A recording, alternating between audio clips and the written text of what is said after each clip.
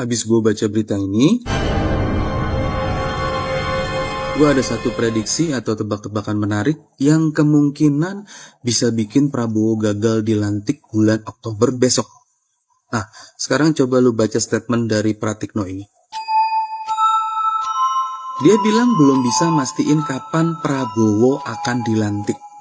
Ingat, dia bilang belum bisa mastiin. Berarti secara nggak langsung bisa diartiin dia nggak tahu kapan Prabowo akan dilantik. Bukan bilang nggak tahu di mana Prabowo akan dilantik. Itu aneh. Karena kalau dalam aturan KPU, lampiran PKPU nomor 3 tahun 2024 yang ditetapkan sama Ketua KPU, Prabowo itu bakal dilantik tanggal 20 Oktober 2024. Fix, no debat. Kenapa Pratikno malah bilang nggak tahu kapan dilantiknya? Ini kan lucu. Gue nggak tahu apakah ini emang strateginya Pak Lurah yang nekat pengen nambah episode, atau cuman suatu kebetulan doang. Ini adalah Jakarta. Dulu dia adalah ibu kota. Dengan disahkan RUU DKJ oleh Jokowi, berarti statusnya Jakarta sebagai ibu kota udah dicabut. Oke, paham ya? Berarti sampai detik ini Indonesia tuh nggak punya ibu kota.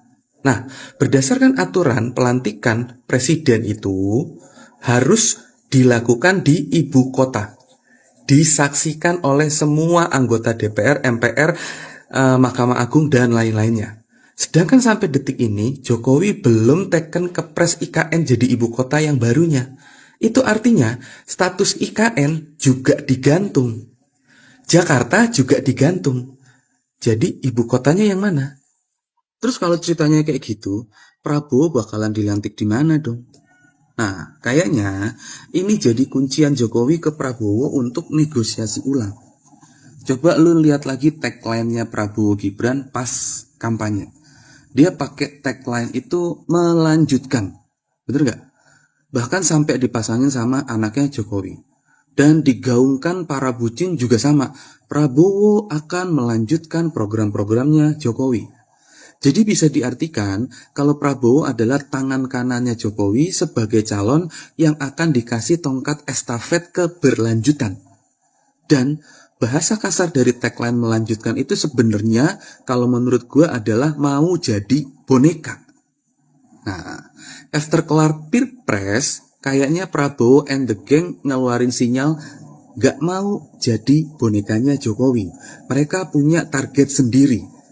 Dan kayaknya sinyal itu ditangkap sama Jokowi dan mungkin ada bentuk negosiasi ulangnya itu kayak begini. Kalau lu nggak mau dijadiin boneka, ya lu nggak bakalan dilantik dan gue lanjut jadi 3 periode. Terus tebak-tebakan gue tentang kemungkinan Pak Lurah mau nekat 3 episode ini diperkuat dengan berita ini. Karena untuk memuluskan jalan Jokowi naik 3 periode itu harus amandemen Undang-Undang 1945.